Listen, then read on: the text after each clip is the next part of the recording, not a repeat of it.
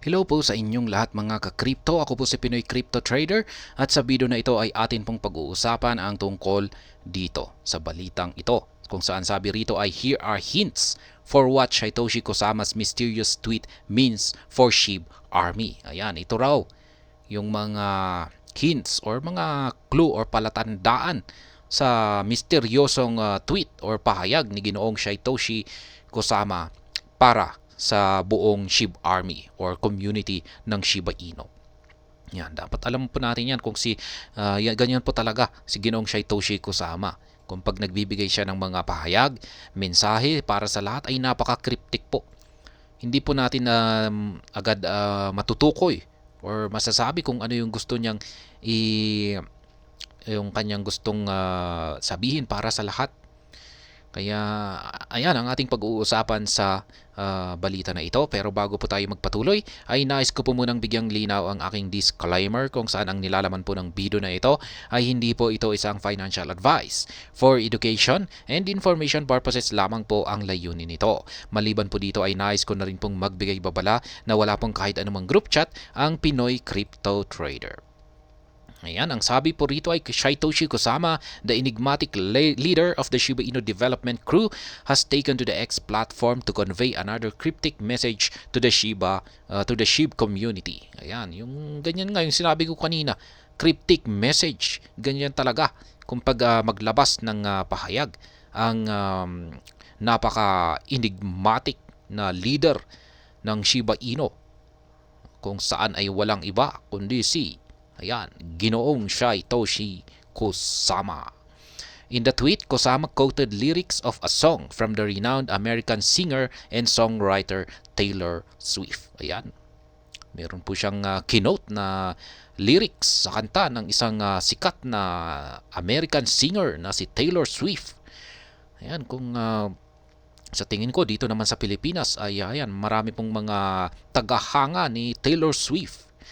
And the mere four-line quotation from the song leaves Shiba Inu enthusiasts with no accurate clue about its potential interpretations. Ayan, yung sabi rito ay marami daw sa mga Shiba Inu enthusiasts ang medyo nahihirapan na i-interpret or alamin kung ano nga ba ang ibig sabihin or gustong ipahiwatig ni Ginoong Kusama rito. The prominent SHIB developer tweeted, ayan, ito po yung kanyang tweet, "Cause baby, now we got bad blood." Ayan, ano nga ba ang ibig, paano bang kantahin ito? "Cause baby, now we got blood." Ganyan ba yan? Hindi ko kasi naririnig yung kanta ni Taylor Swift na ganyan. "Cause baby, now we got blood." Ayan, mahaba pa pala. Hindi lang pala yan yung kanyang sinabi dito. "You know, it used to be mud lab, so take a look at what you've done." Ayan. "Cause baby, now we got bad blood." Hey, ayan, ganyan ba yan? Hindi ko pa kasi naririnig yung kanta ni Taylor Swift na ganito. "Cause baby, now we got bad blood. You know, it used to be mud love." Ganyan ba yan? "So take a look what you've done. Cause baby, now we got bad blood. Hey!" Ayan, ganyan yata siguro. Ayan po. Yung kanyang yung binigay na cryptic message ni Ginoong Satoshi Kusama. Kaya ano kaya ang ibig sabihin nito? Parang may blood yan, dugo-dugo. Kaya ayan, mukhang parang hindi maganda siguro. While the included hashtag also provided no clear directions about the tweet import, two deductions can be made from the lyrics. Interestingly, the deductions have connections with the Shiba Inu community. Yan, ano kaya yan?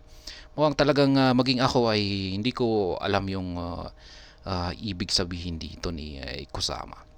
Ayan, ngayon lang po kasi siya gumamit ng lyrics para bilang palatandaan or hint paparating na magaganap na pangyayari dito sa SHIB ecosystem.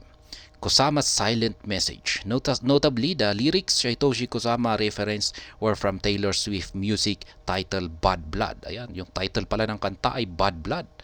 Yan, napakasamang dugo. Yan, ano kayang bakit kaya masama na dugo? Ayan. Therefore, the first possible speculation here is that the Shiba Inu leader is hinting of the SHIB community's collaboration with Bad Idea AI development team. Ayan. Mukhang yan nga. Mukhang may ito nga ay may parang kaugnayan sa collaboration ng Shiba Inu kay Bad Idea AI. Ayan, kasi meron pong word na bad si Bad Idea AI dito, kaya ayan parang may connection nga yung bad blood dito sa Bad Idea AI. Ayan. Recall that Kusama has confirmed Shiba Inu and the Bad Idea AI team members are on AI-driven initiatives for the SHIB Army. Ayan, mukhang parang mukhang uumpisan na nga ng mga team developers ng Shiba Inu ang artificial intelligence na mga projects. Ayan. Ayan, mukhang maganda po ito kung yan mag-uumpisa na nila ang AI-driven initiatives. Ayan, kasi yan na po yung umuuso ngayon na mga projects, artificial intelligence na ngayon. Specifically, the Crypto Basic disclosed that Kusama gave the BAD team the green light to advance work on the secret and not so secret AI endeavors for Shiba Inu enthusiasts. Ayan. Nagbigay na po ng signal ang si Ginoong Satoshi Kusama sa BAD team na umpisan na nila yung kanilang yan AI endeavors para sa Shiba Inu enthusiasts. Besides Lucy, Shiba Inu content market gave this deduction a thin layer of credibility. Lucy humorously quoted Kusama's cryptic tweet and included a tag to the Bad Ideas AI native token BAD. Ayan, mukhang yan na nga po yung gustong sabihin ni Satoshi Kusama rito. Ayan, yung kanta ni Taylor Swift na Bad Blood ay may kaugnayan po ito sa Bad Idea AI. Ayan, mukhang artificial intelligence na nga. Yung kanilang mga projects sa artificial intelligence ay mukhang kanilang uumpisahan na ngayon. Ayan, parang ito na yung kanilang tututukan. The alternate understanding of Kusama's post is more closely related to pop culture and SHIB adoption rather than tech-centric stuff. Recall that last week, prominent payment processor BitPay facilitated the crypto community's purchase of tickets for the Taylor Swift Eras Tour movie. Ayan, na-content na po natin yan na pwede po natin gamitin si Shiba Inu na pambili sa ticket ni Taylor Swift. Yan, yung kanyang palabas na Eras Tour movie. Isa po itong documentary film. Yan, sa buhay yan, ng pagiging singer ni Taylor Swift. Kaya yan, yung mga hardcore fan ni Taylor Swift ay yan, pwede po nyong gamitin yung inyong Shiba Inu tokens dyan na pambili ng kanyang token, ay ng kanyang ticket. Ayan, Crypto Basic reported that Shiba Inu was among the supported cryptocurrencies for buying Taylor Swift tickets. Yan na nga yung sinabi ko. Therefore, Satoshi Kusama's tweeting of Taylor Swift lyrics leaves the SHIB community intrigued as it contains specific references to the BAD team while aligning with Shiba Inu's being tainable for the singer's show. Ayan.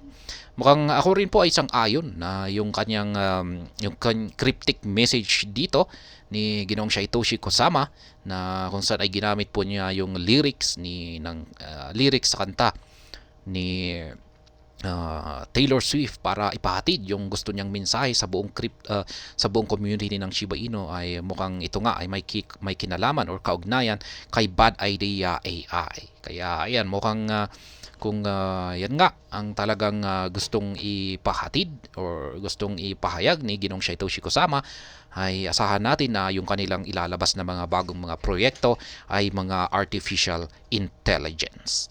At ayan, hanggang dito na lamang po tayo sa video na ito. Sana po ay inyong nagustuhan ang aking paliwanag dito. Kung inyo po itong nagustuhan ay pakiclick lamang po ang like button nito. Para naman po sa mga bago lamang dito, kayo po ay aking inaanyayahan para mag-subscribe. Pakiclick na rin po ang bell icon nito dahil ito po ang siyang magsisilbing notification nito sa mga bago kong videos na akin pong ina-upload sa aking YouTube channel na ito.